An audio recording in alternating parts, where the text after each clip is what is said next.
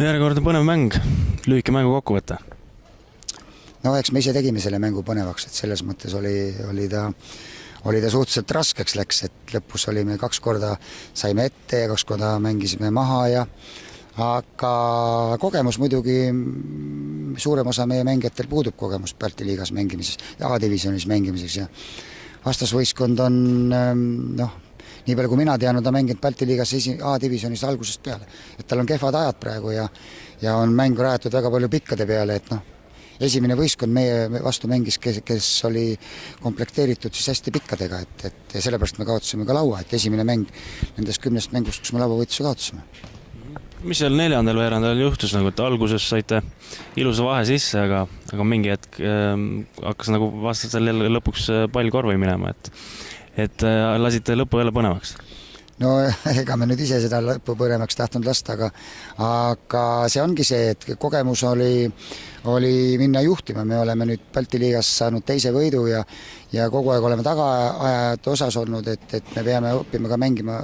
kui me juhime mängu. Et raske oli see moment, et me hakkasime hoidma seda, et me ei võtnud seda agressiivset rünnakut üles, mis meil oli, et meil on ka ju mõned liikumised selle maa-ala vastu, mis on natuke teistmoodi maa-ala, kui me oleme siin kodus mänginud, et kuigi me ei kasutanud ära neid nurki, kus oleks võimanud kasutada, aga väga hea kogemus mängijatele, et need mängijad, kes nüüd lõpus sees olid, nendel välja äratud Makke, kes 5 veaga välja kukkus ja Kriisa, kes ka kukkus välja, et teistel ei ole kellelgi seda kogemust olnud, et saanud mingit niisugust asja. Ja hea oli see, et pingi pealt ei olnud kedagi võtta. Et need mehed, kes olid pingi või väljaku peal, need pidid mängima ja au neile, et me võitsime seda. Lauapallid läksid küll vastastele, aga söödud ja olid kindlalt teie ja ka ei teinud nii palju pallikaotusi, et üldine mängupilt on paranemas? No muidugi on paranemas, et ma ütlen, et esimest korda, kui vastased olid päris hästi komplekteeritud, me vaatasime seda linti ka, et nende lauavõitluse on, nad on head lauavõitlus, ütleme, et Tsiprus Läti koondises ka mänginud, et need on head, nad mängivad ühte ja samat asja kogu aeg, et meil ei on väike üllatus oli meie pikkadele, et nad nii agressiivsed on,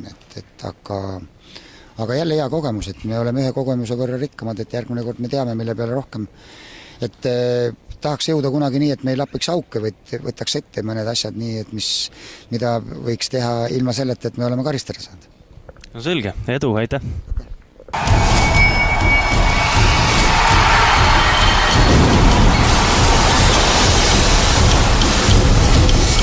Triobet.